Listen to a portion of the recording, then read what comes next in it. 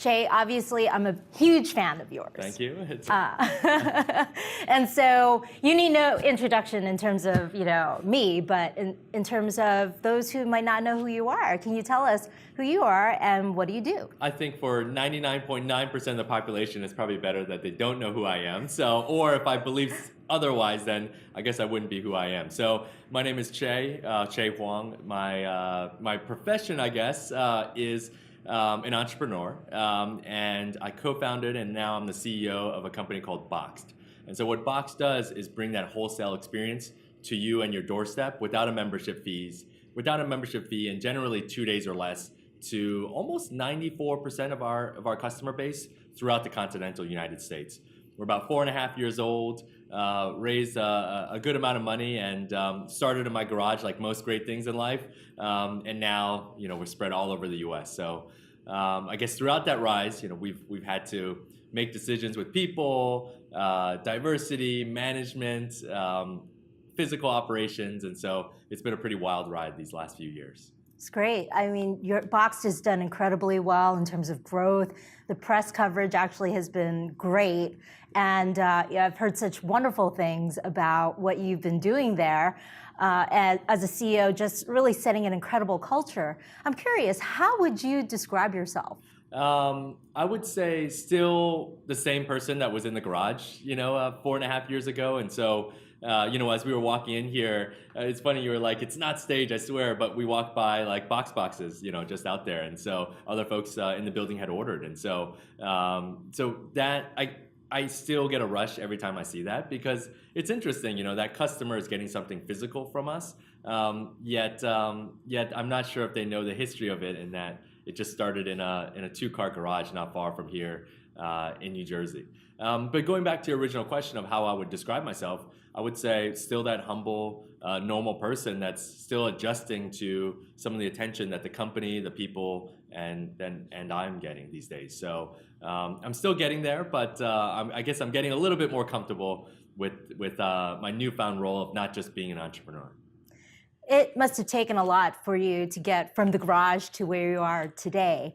And it must have taken personal vision. Yeah. And I'm really curious, how would you articulate what your personal vision for yourself is? My personal vision for myself would be to, well, let's take a step back. So I think how I live my life these days, it may be a little bit morbid, but at the same time, I think it's just how I am, how I think. It's just, when all is said and done in my life, like how will I feel about myself and how will those around me feel about the impact that I had on them, not around kind of broader business or anything else, but just them personally. And so I joke only, I guess semi-jokingly, I always say on my tombstone, I don't want it to say, "Here lies Chieh, purveyor of toilet paper, innovator of consumer packaged goods." I wanted to say, "Here lies Chieh, made a difference in someone's life." And so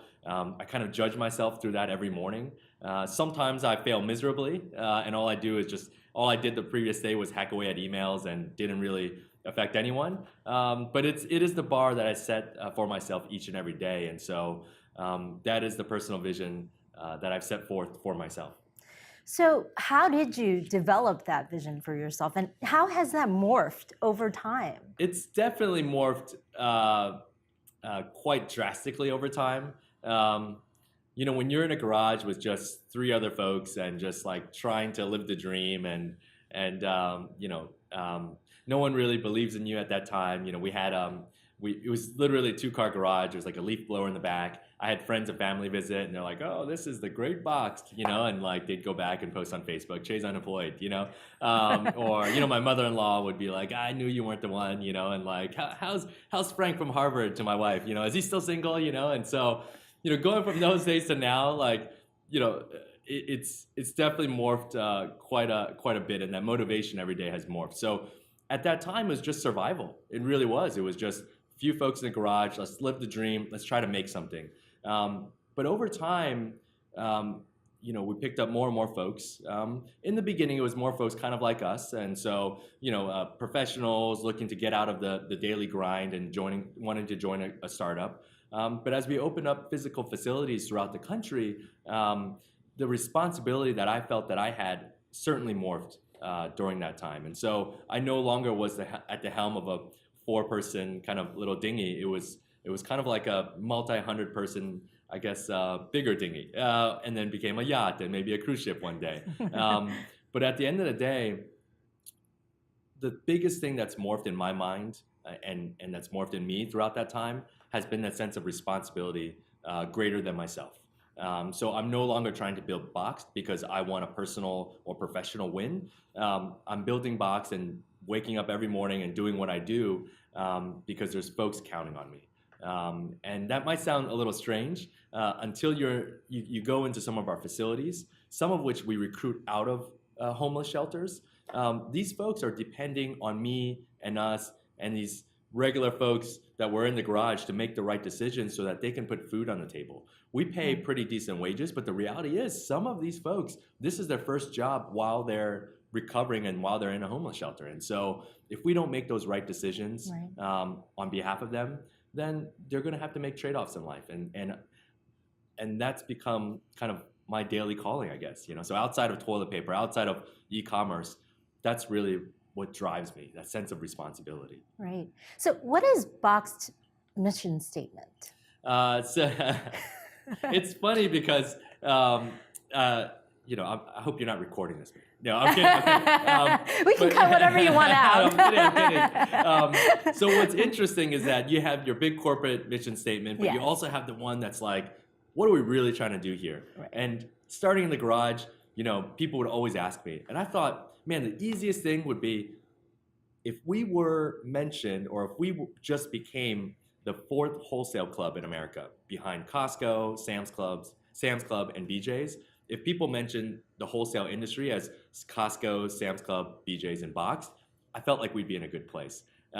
So probably starting this year and the past few weeks, it has been mentioned that we are now the 4th wholesale club, and that's how people think about us. And so some folks that remember me saying that in the early days are like, well, what now? And I'm like, stay tuned. Stay tuned, number 1. But yeah, so I would say the mission of Box has always been to do right by customers and do right by the people that work for us. And so that's always stayed true we've always stayed true to that. And we haven't been led astray. So we'll keep along that path. Great, great. Now, for all of us, our background has a huge influence in terms of who we are, who we become. And I'm really curious in terms of, first of all, how would you describe your background? And then let's ask a question about how that background has influenced your vision, your success, and what you really want for yourself for the future. Yeah, I guess my background could be explained as eclectic, both professionally and ethnically.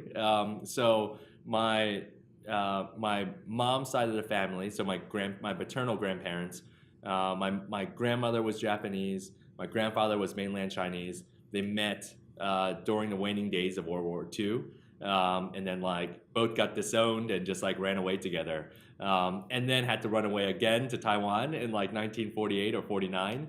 And so they were kind of rebels in their kind of own rights, maybe ahead of their time. My dad's side of the family, multi-generation in Taiwan. So my parents met in Taiwan, and then they wanted to build a better life for me and my sister, and immigrated here to the U.S. When I was about 1 year old. So that's my background. And during that time, we lived in Ohio, then Baltimore, and then finally settled in the cradle of civilization that is central New Jersey. And so that's basically my background. But wasn't always easy. My mom, when my dad didn't understand the language too much when we first came, so was unemployed for many years. Made do, was always out there trying to ended up becoming an entrepreneur himself, starting his own company. My mom was trying to make do, was a fast food restaurant cashier in Baltimore, and making minimum wage and supporting all of us with that minimum wage. So it's been a pretty rough ride for our family, but then luckily now, we've all stayed together, and things look like they're doing all right. They're going to be all right. Yeah. Professionally, I was an attorney in a previous life.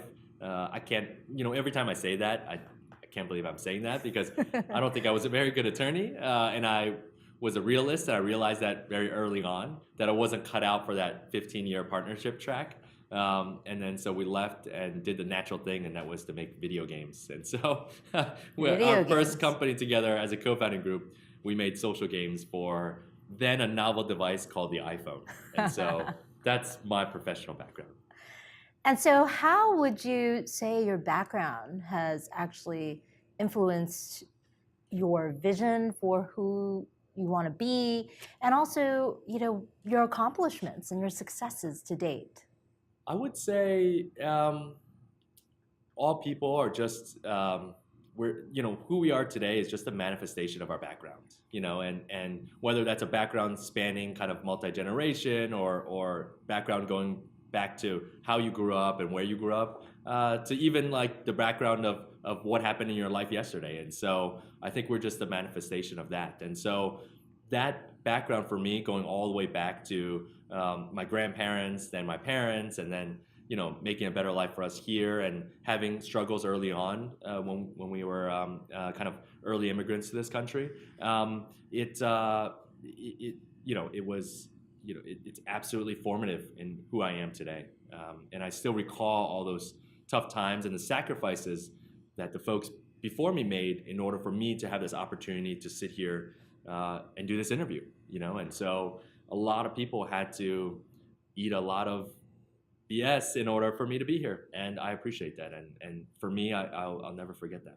Yeah, it sounds as though a lot of the struggles that your family had endured and so forth has also given you that appreciation for wanting to give back and wanting to make a difference, which clearly shows. Yeah, what's interesting is also it's not so much just the struggles and the sacrifice that my personal family made in order for me to be here today, but there are hundreds of thousands, if not millions, of folks that have struggled and that have kind of made sacrifices in order for me to be here today.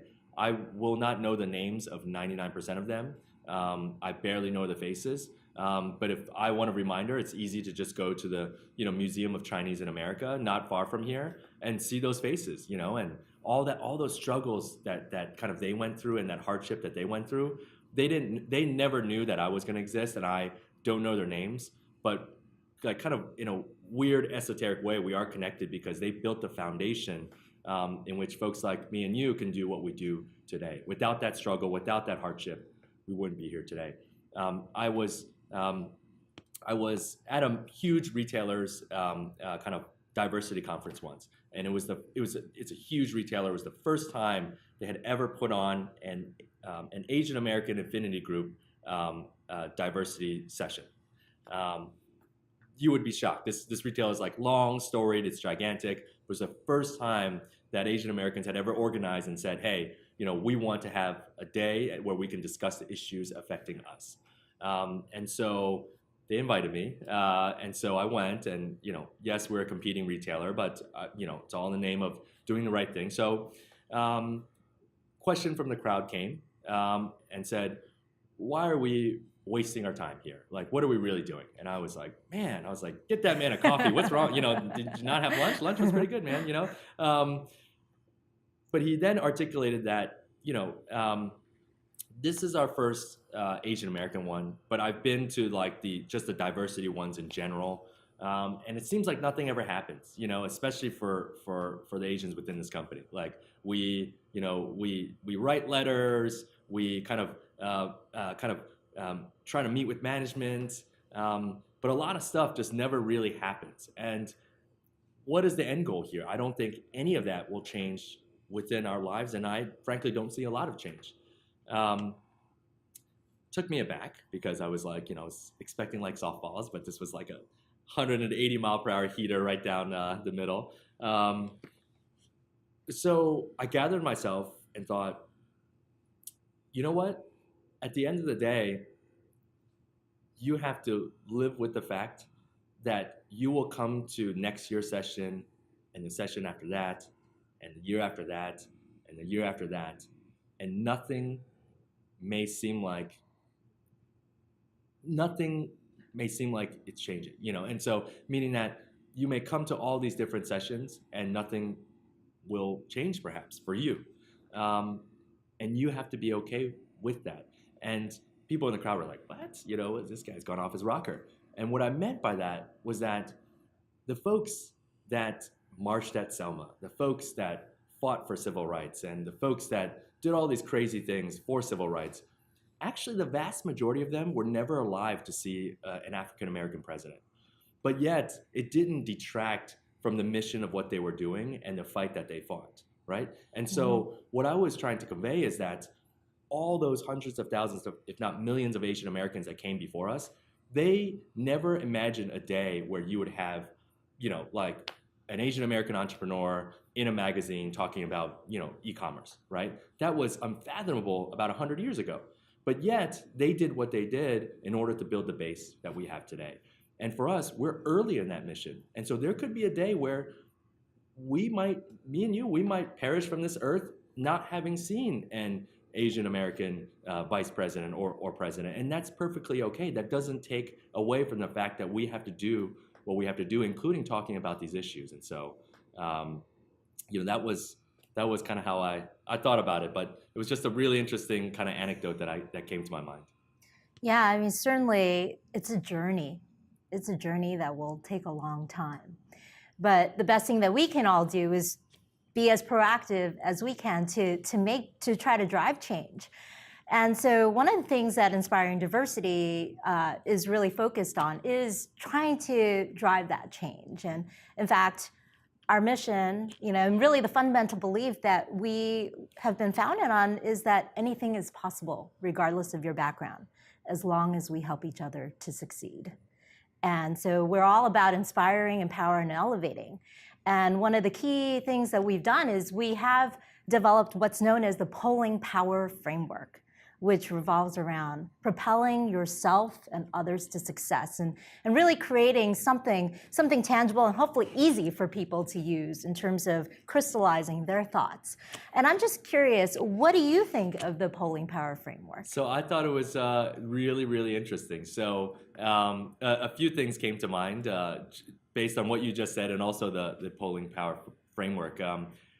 What you said before about just anything is possible. What a wonderful country we live in. Like we have our flaws, but anything is possible. Like how do you, within a generation of these, my parents, immigrants that came to this country and working minimum wage, and then to have just one generation later become who we've become. I don't think that story can be written in any other country on earth. And so that was an initial thought that I had. And then to the polling power framework question, I thought what was most interesting is the focus on empowering others. And that a lot of times, like when you think about how to make yourself better and all these different frameworks out there on how to like live your daily life, it's all focused on you and what you can do for yourself.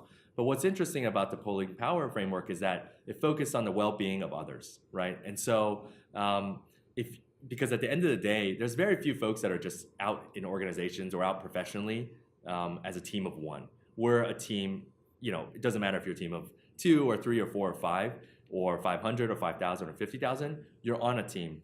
And frankly, and if you think about it in a practical way, if your teammates are doing well, then the team is doing well, then you're doing well. And so I love the fact that it did focus on that because it mirrored kind of how we think at Box and how I personally think in my daily life. It's all about kind of how others are doing. At the end of the day, I think I'll be just fine in life. But if everyone else is doing well, that means Box is doing well, and that means I'll do well. Right. Yeah. Unfortunately, a lot of people out there still believe that there is a zero-sum game. Like if I lose, you win. If, vice versa. But the reality is that individual, community, organizational success, they should go hand in hand. Absolutely, and to the viewers out there, please don't be that type of person where it's like this movie's only big enough for one Asian, so it's just like I've been in situations there are two like Asians here. no, I've been in situations like that, in like corporate situations, you show up and the other Asian person in the room is like, who brought the other Asian, and like, but don't be that person. Reach out your hand and help others. We're all in it together. Absolutely, absolutely. So the polling power framework really is about propelling yourself and others to success while managing what matters. And so that's where the power piece of it comes in. And so I'm really curious, as you looked at the framework, and thought about your own past success and so forth, how did the polling power framework come into play? I'm curious. And if we could talk specifically about some of those key principles. So priorities, being true to your vision for who you want to be, others, so helping others to succeed, lead, inspire, network, grow. I actually like the W from the power component a lot because that worthwhile component is something that I struggle with every day of my life. And so we only have 24 hours a day. And even if you don't sleep, it's not like the hours are extended in a meaningful way. And so what is truly worthwhile to you, your family, your profession, it's really a tough balance for everyone in society today. And so focusing on what truly is worthwhile, because you can't do everything well, and just focusing on what's worthwhile to you, your family, and your professional life is a struggle. And it was a reminder that even I have to do better in that. So it's easy to be pulled in all these different directions, but that power component stresses how it should be worthwhile. Right. And also focusing on what energizes you, right? And what you have the resources to do. I'm sure that for Box and everything that you've done, considering also the obligations piece, those are all things that you've been kind of juggling in a sense, right? And maybe you can talk a little bit about that. It's juggling a lot of different things, right? Like, so first you have home life versus kind of professional life. So that's a constant juggle that's been going on since the advent of work, right? And so both of those things I struggle with. So I try to juggle to the best of my ability. Depends who you ask. Sometimes they'll say I do well. Other times I think I get a failing grade on many, many nights and many, many days going home. What's also important beyond that is kind of juggling all the different things that are worthwhile within your professional career. And like, do I stay in a job that I'm not enjoying, but but I have to like kind of just get this paycheck every month, or do I go after my passion and what I'm obsessed about? So that juggling is a common theme, I guess, for most folks in society, and I'm not immune to that either. So you talked about failing. Right? And I know, especially coming from Asian backgrounds, we don't like to talk about failure. Yeah, nothing that starts with F. I don't like Exactly. And but I think that, as I have certainly appreciated over the years, failure is actually a quicker path to success. And so I'd love for you to talk about, maybe a time when you thought that you felt that you failed, and also how, if, and looking back and looking at the polling power framework, if there were visible holes in your polling power during that time. I would say not even during that time. I would say, every day of my life there's visible holes, so it's not all check marks for me. And frankly, probably for most people, I would say, like, if you saw a sheet where everyone has a check mark, you're like, oh wow, you're a perfect human. How do you do it? What's interesting was, when you said, like, when you asked, like, do we fail? When was the last time we failed? I'm like, wait a moment, let me check my email. I'll tell you right now how many times we failed since we started this interview.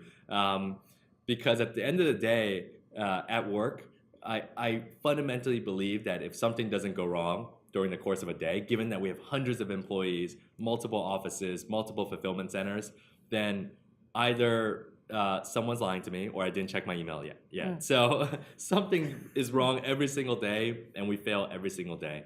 And some of them are practical failures, like, hey, this happened in the facility, so we failed at doing that. So it's really easy. Let's change our standard operating procedure, and next time we won't fail if there's a sign that says, don't do this again. So that's a very practical component.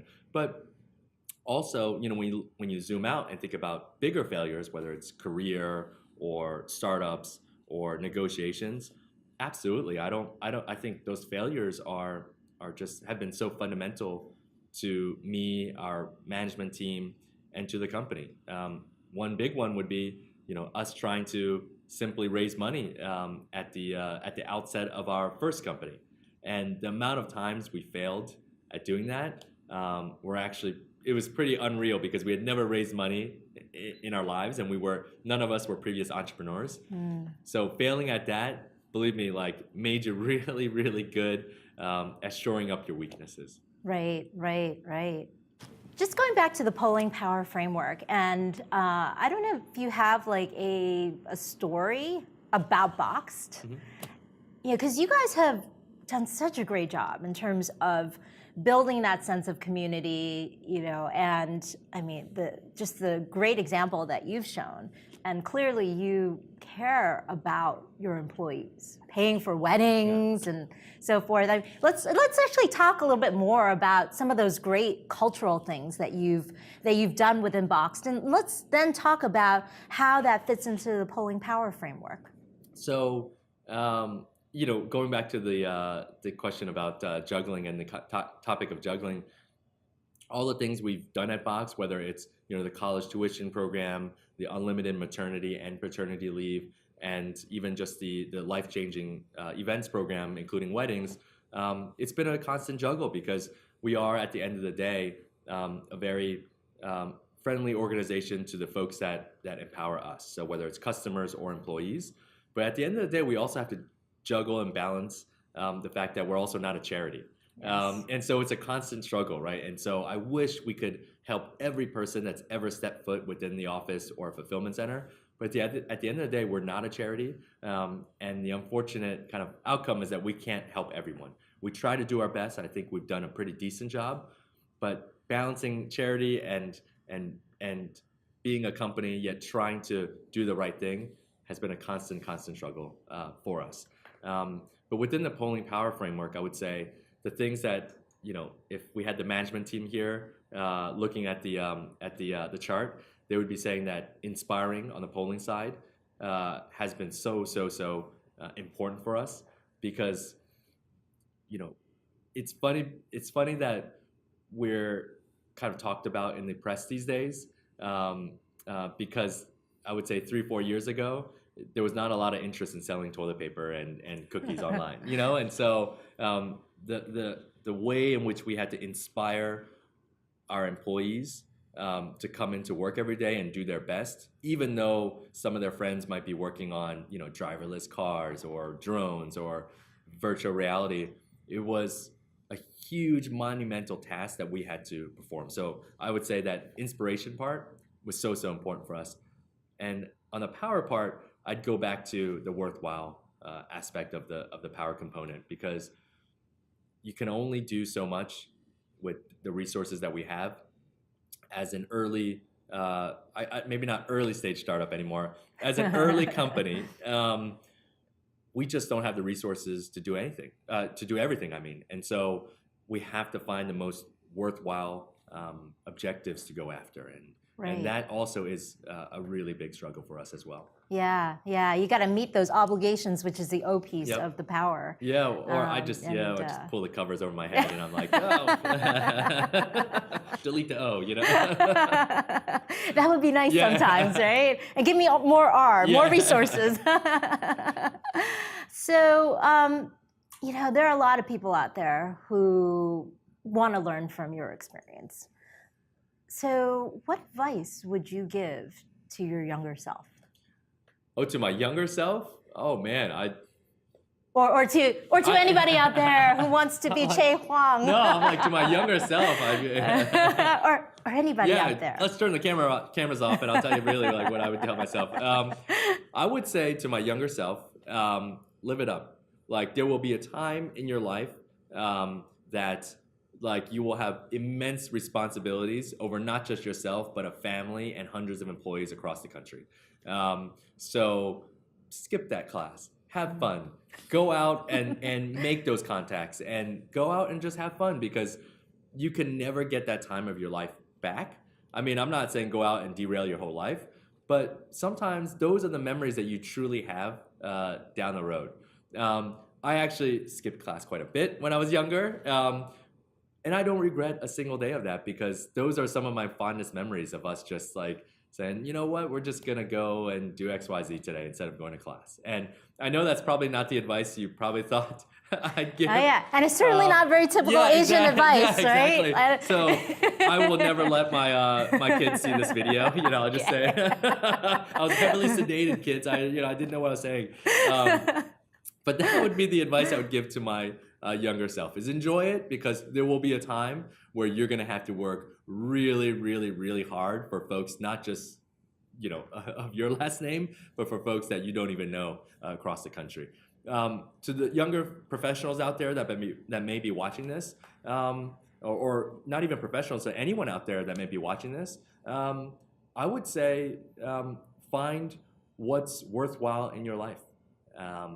And if there's an alignment with what's worthwhile in your life, whether professionally or personally, if you can find a marriage of that with what you truly enjoy and what you're good at, and the marriage of those two things, I think you've pretty much solved a great mystery in life that not a lot of folks solve. So what I mean by that is that you see folks really good at what they do. Tiger Woods, for example, he's still good at golf. He's really good at golf. He's on the record as saying he hates golf, and he doesn't really enjoy it. It's a job for him. And so I think it's why you see him in these interviews, and there's a certain amount of pain that underlies what he's doing because he's doing it as a job, and I think he no longer enjoys his job. Yet you find other folks that are really passionate about something. For example, I really love art, right? I'm quite a decent fan of art. I'm not an artist. And so it doesn't matter how passionate I am. If I'm just not good at it, then I'm not going to find that marriage. And I think finding that balance in that marriage is so, so important. I'm just lucky that I found it when I was 27, when we started our first company, that passion for starting things and building things. And I found out that I'm pretty good at it as well. I'm just so lucky I found it in my 20s because I recognize some people never find it in their lives. So would you suggest that people get out there, try different things, and like what are your thoughts on that? What's the practical thing you should do besides cut class? Take all advice, especially from folks named Chieh, with a grain of salt. That's one. But I guess my practical advice would be to go out and try things and experiment with things and take risks.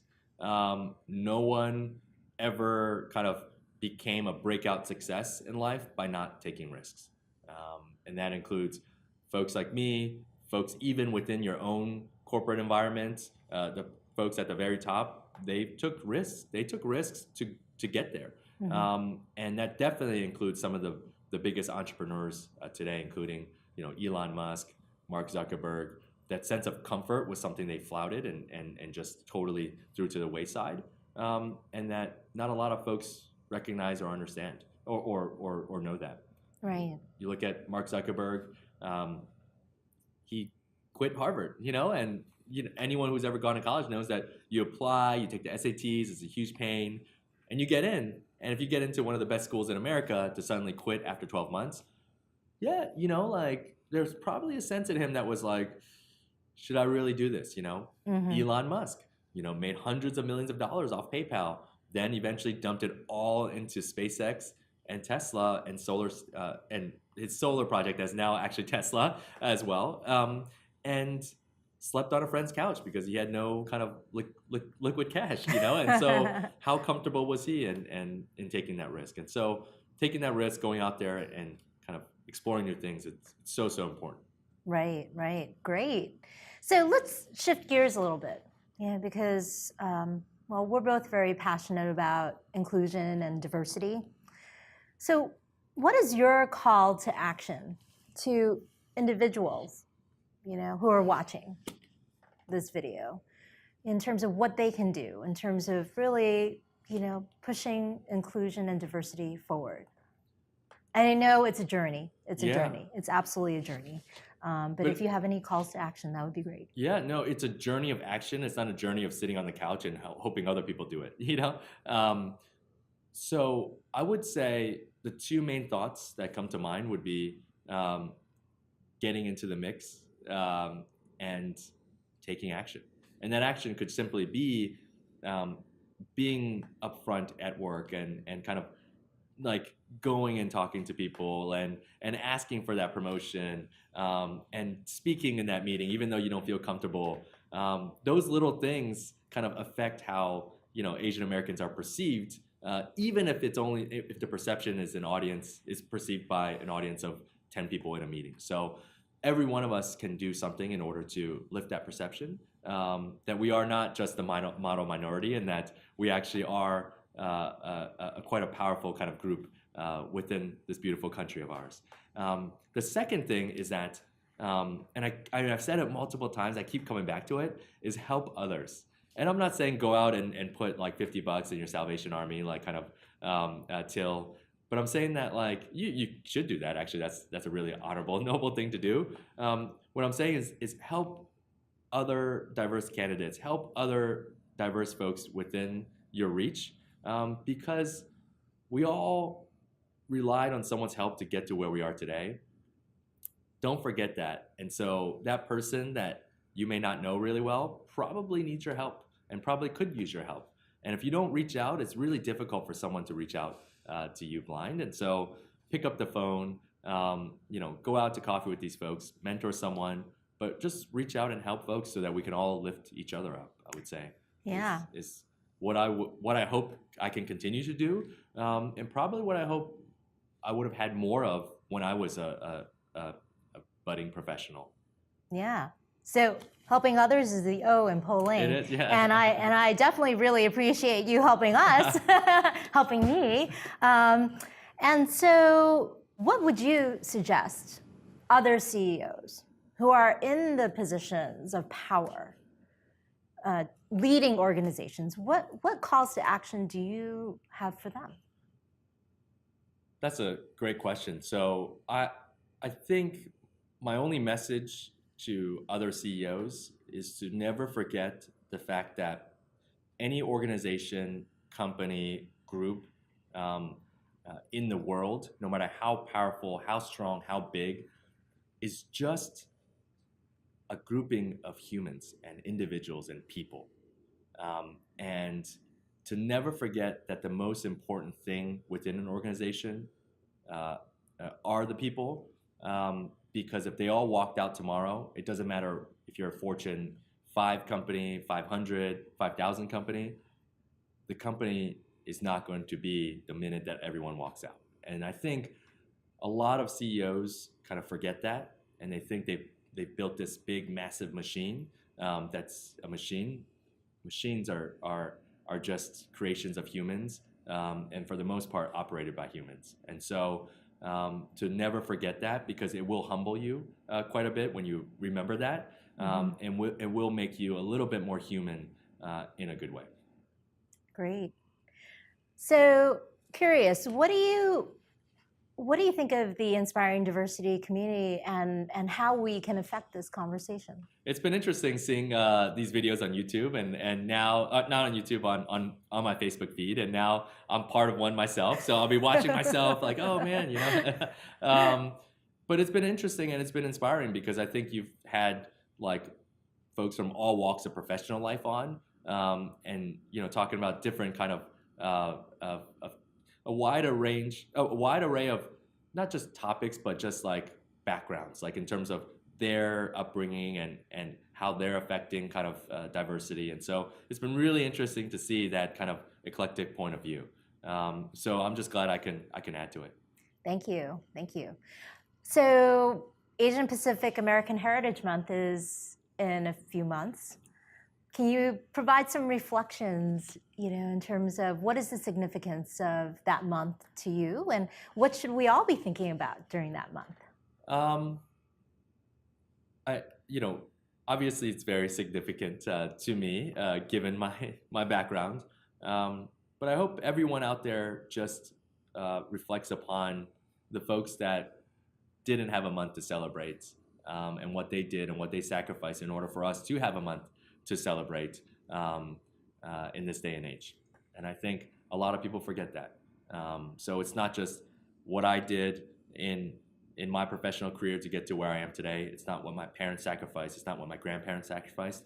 It's, the millions of people that have come before you, who you'll never get to know, that have helped you without you knowing, helped you to help you get to where you are today.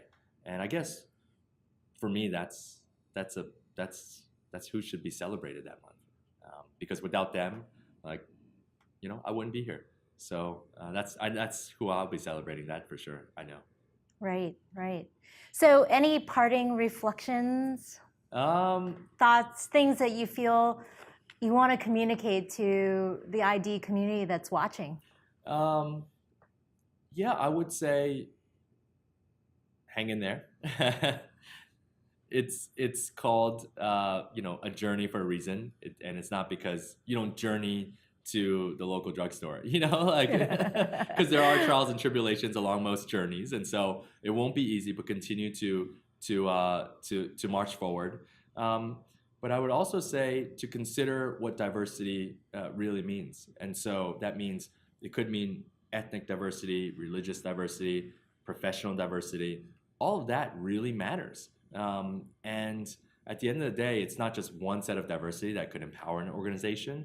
It's actually all sorts of diversity, including professional diversity, even if they look just like you.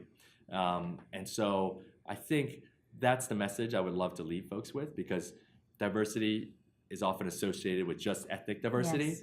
and it's so much more than that. Absolutely. I completely agree with you. Yes. And we're, also at the end of the day, we are all diverse in our own ways, but we are still a part of one race, and that's the human race. That's right. And so thank you so much, Chieh. This has been a wonderful discussion with you.